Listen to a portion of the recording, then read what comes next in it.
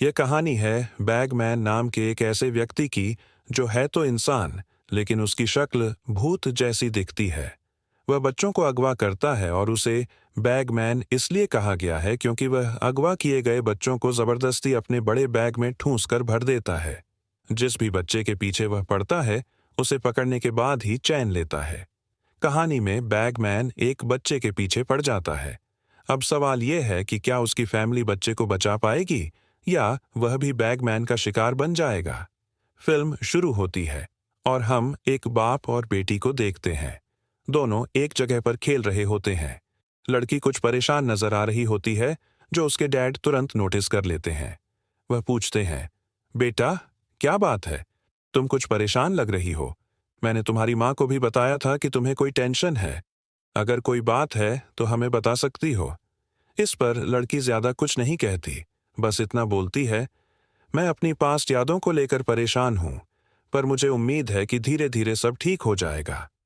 उसके डैड मुस्कुराते हुए कहते हैं, अच्छा बेटा, तुम गाड़ी के पास जाओ, मैं तुम्हारे लिए पिज्जा लेकर आता हूं ताकि तुम्हारा मूड ठीक हो जाए। लड़की जब गाड़ी के पास पहुंचती है तो वहां लगी लाइट्स जलने बुझने लगती हैं। इसके कुछ ही देर बाद एकदम से सारी लाइट्स बंद हो जाती हैं। लड़की काफी डर गई थी और क्योंकि उसके डैड काफी देर से वापस नहीं आए थे, उसने खुद ही उनके पास जाने का फैसला किया। वह उसी होटल पहुंचती है जहां से उसके डैड पिज्जा लेने गए थे। होटल पूरी तरह खाली था और जब वह अंदर जाकर अपने डैड को देखने पहुंची तो देखा कि वे जमीन पर पड़े हुए थे। उनकी हालत बेहद खराब थी। वे जख्मी थे और हिल भी नहीं पा रहे थे। ऐसा लग रहा था जैसे वे पैरालाइज हो गए हों। उनके हाथ पांव बिल्कुल काम नहीं कर रहे थे। अपने डैड की ऐसी हालत देखकर लड़की घबरा गई। इससे पहले कि वह कुछ समझ पाती, बैगमैन वहां आ गया। उसने लड़की को पकड़ लिया और जबरदस्ती अपने बड़े बैग में ठूंसने लगा। जैसे ही उसने बैग की जिप बंद की, लड़की की वहीं मौत हो गई। इस हादसे को 4 साल बीत चुके हैं। अब कहानी एक नई फैमिली पर केंद्रित होती है, जिसमें हस्बैंड का नाम पैट्रिक है, जिसके साथ उसकी वाइफ और उनका छोटा सा बेटा रहता था। ये फैमिली काफी खुशी से अपनी जिंदगी गुजार रही थी। अब आज इनके घर पैट्रिक का भाई और उसकी वाइफ की बहन इनसे मिलने आते हैं, जब पहले भी आते रहते हैं। अब पैट्रिक और उसका भाई लकड़ी का बिजनेस किया करते। पैट्रिक अपने भाई को बताता है कि मैंने एक मशीन बनाई है जो पेड़ों की कटाई बहुत अच्छी और कम टाइम में कर सकती है।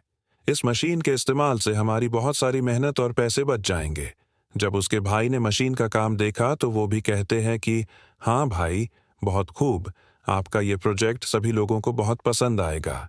अब यहाँ पैट्रिक की वाइफ, जिसका नाम करीना था, वो भी अपनी बहन से बातें करती है और फिर जैसे ही रात हुई वो लोग वहां से चले जाते हैं।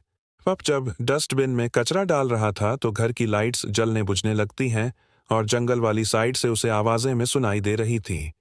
पैट्रिक को लगता है कि जरूर जंगल में कोई आया है, इसीलिए वो जाकर चेक करता है, पर वहां उसे कोई भी नजर नहीं आता, जिस वजह से वो घबरा सा जाता है।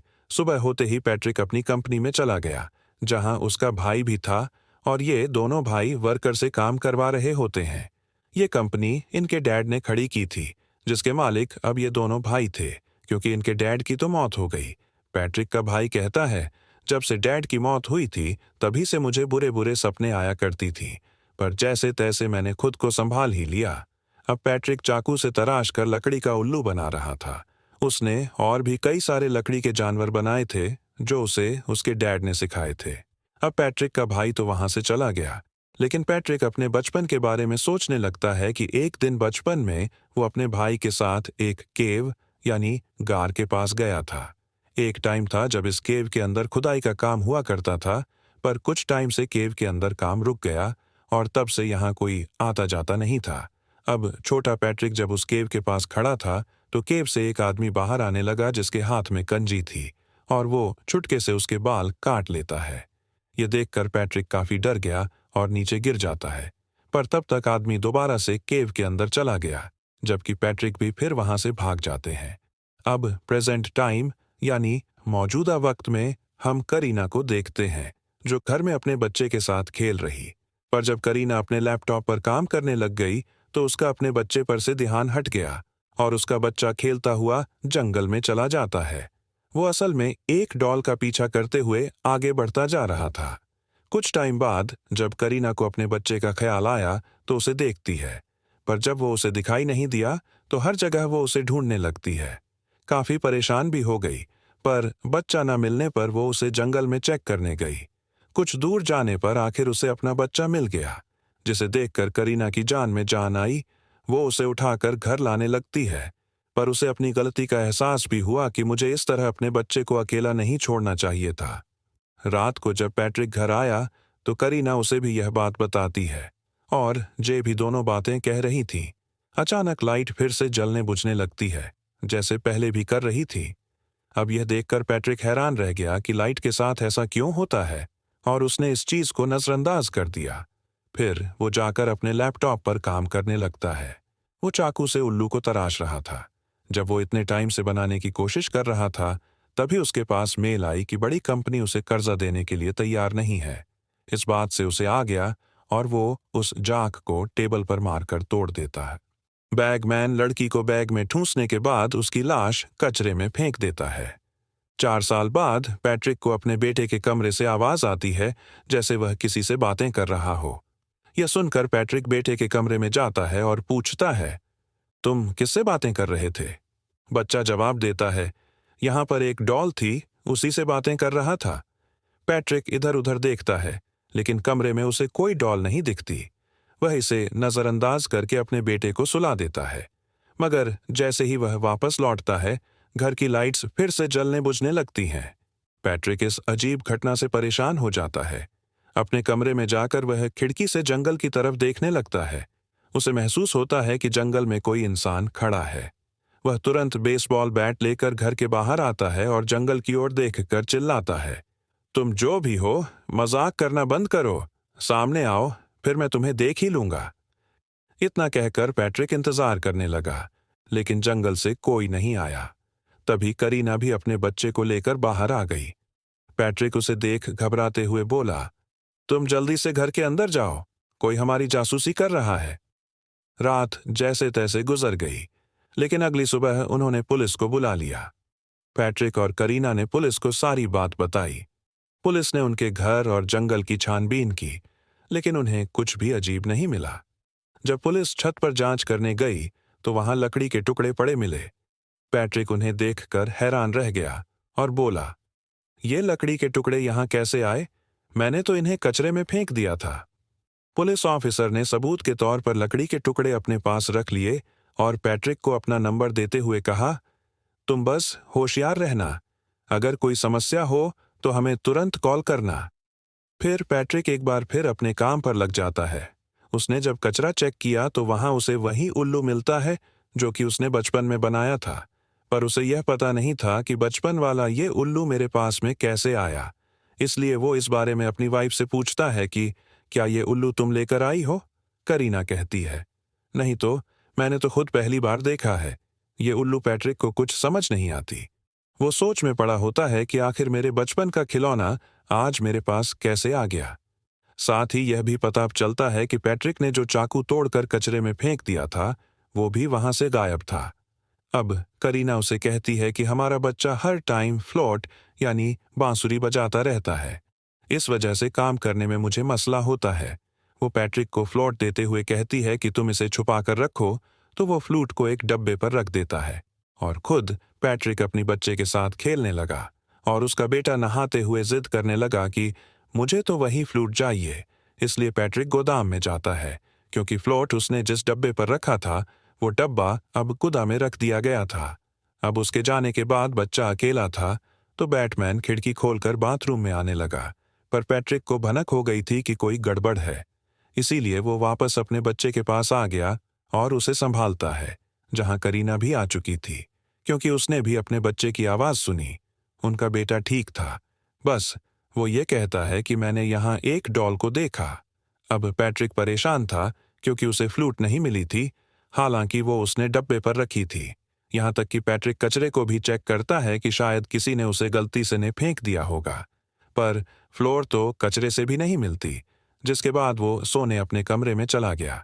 पर तभी उसके फोन में घर के अलार्म का मैसेज आया कि उसमें कोई गड़बड़ है, इसलिए पैट्रिक अलार्म चेक करने गया, पर वो तो बिल्कुल ठीक था। बस किसी ने उनके शर्ट का दरवाज़ा खोल दिया था। जब पैट्रिक शर्ट का दरवाज़ा बंद करने जाता है तो वो वहाँ एक डॉल को देखता है जिसने एक कैप भी पहनी हुई थी, और ये कैप बचपन में पैट्रिक भी पहना करता था, यानी कि ये उसकी बचपन की थी। अब ये देखकर तो पैट्रिक और घबरा गया, क्योंकि अब तो उसकी बचपन की कैप भी यहाँ आ गई थी। वो जब घर के अंदर वापस आने लगा तो ये देखकर तो वो चौंक जाता है कि घर की सभी खिड़की और दरवाजे बंद है। वो बाहर ही रह गया, अपने घर के अंदर नहीं जा पाता। लेकिन जब उसने दरवाजे की खिड़की से झांक कर देखा तो अंदर बैगमैन आ गया था। पैट्रिक काफी घबरा जाते हैं। वो जल्दी से दरवाजे की खिड़की तोड़कर सबसे पहले दरवाजा खोलता है और जल्दी से अंदर आ जाता है। फौरन से अपनी वाइफ और बेटे के पास जाकर सबसे पहले उनकी जान बचाता है। पर जब उसने घर को चेक किया तो उसे कोई भी नहीं मिलता, लेकिन पैट्रिक काफी डरा होता है। वो अगले दिन पुलिस को बुला लेते हैं।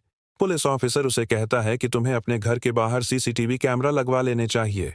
अच्छा, ये बताओ, घर से क्या कोई चीज गायब भी हुई है? इस पर पैट्रिक कहता है कि हाँ, मेरे बेटे की फ्लोट जो वो अक्सर बजाया करता था। ऑफिसर उसे शांत करता है। ये घबराओ नहीं, हम अब से तुम्हारे घर के आसपास ही रह। लेकिन पैट्रिक फिर भी परेशान होते हैं। उसे कुछ समझ नहीं आ रही थी कि आखिर हो क्या रहा है। क्यों मेरे लिए दिन ब दिन मसले बढ़ते जा रहे हैं? वो इस बारे में अपने भाई को भी बताते हैं और कहता है कि बचपन में जो मैंने उल्लू बनाया था वो आज मेरे पास आ चुका है, और जो कैप में हमेशा पहना करता था वो भी किसी ने लाकर रख दी है। पर मैं ये नहीं जानता कि ऐसा आखिर किसने किया। अब रात को जब पैट्रिक सो रहा था तो उसे बुरे बुरे सपने आने लगते हैं, जैसे बैगमैन उसे उसके बेटे को दूर कर रहा है। फिर पैट्रिक अपने बचपन के टाइम को याद करने लगता है कि जब एक दिन वो अपने डैड के साथ जा रहा था तो वो उसे उसी केव के पास लेकर आए और बताते हैं कि लोगों का कहना है कि इस केव के अंदर एक बैडमैन रहता है, लेकिन आज तक किसी ने उस बैगमैन को देखा नहीं है, और वो बच्चों को अगवा करके ले जाता है। जब पैट्रिक छोटा था तो उसने अपने डैड से कहा था, मैं जानता हूँ आप मुझे डरा रहे हैं ताकि मैं अच्छे से पढ़ाई करूं और अपने सारे काम ठीक से करूं। इस पर उसके डैड ने कहा, नहीं बेटा, मैं तुम्हें डरा नहीं रहा हूं, सच बता रहा हूं।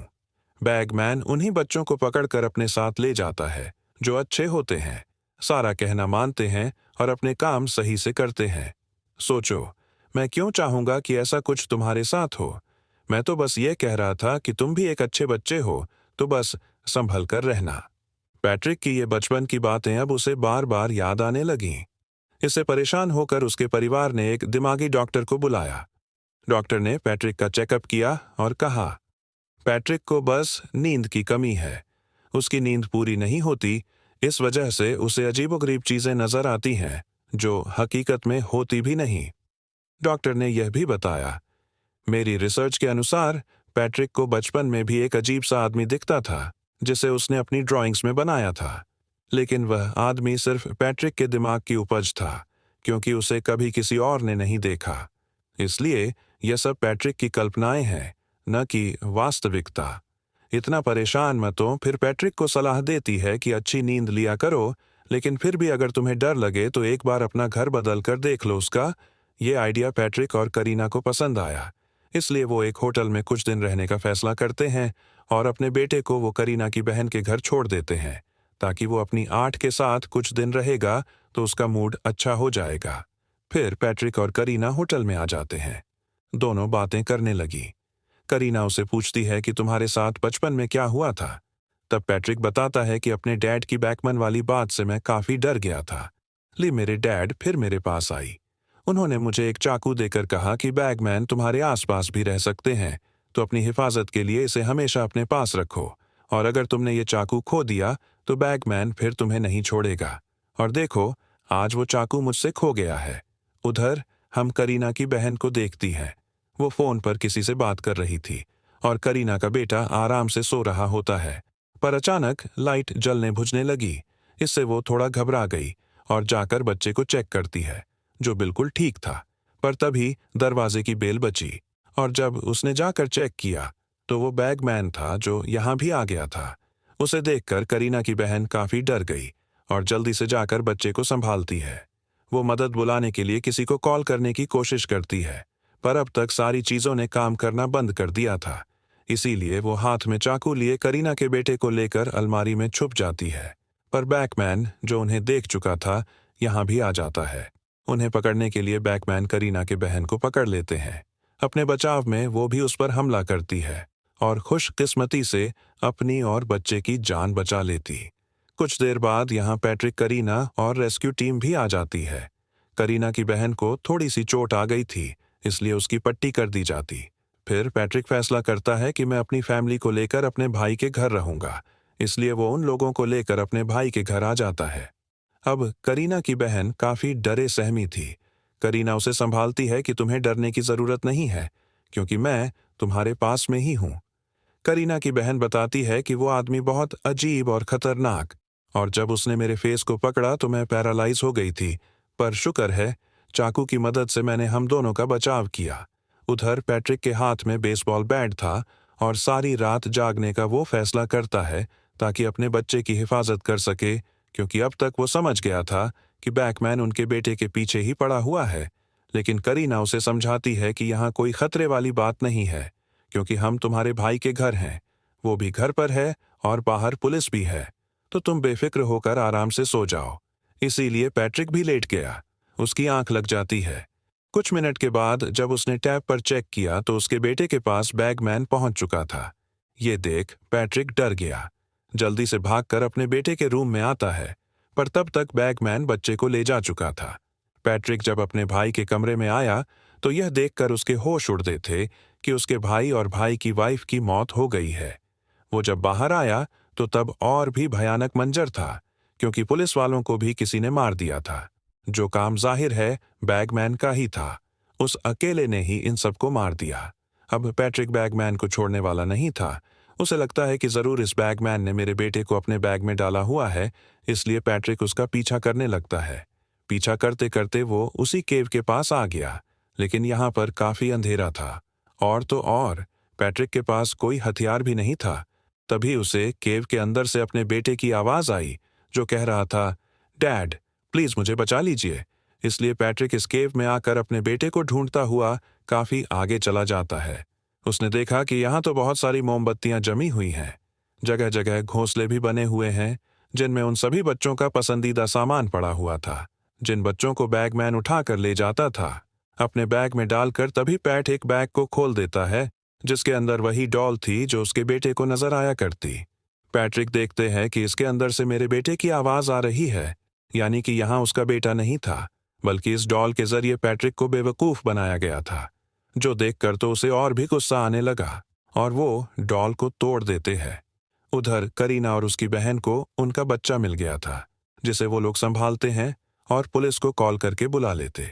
पैट्रिक, जो अभी भी केव के अंदर था, वो कहता है कि तुम जो कोई भी हो, सामने क्यों नहीं आते। उसका ये कहना ही था कि तभी बैगमैन आ जाता है। वो पीछे से पैट्रिक का मुंह पकड़ लेता है और उसे अपने साथ ले जाने लगा। वो काफी भयानक किसी भूत जैसा दिख रहा था।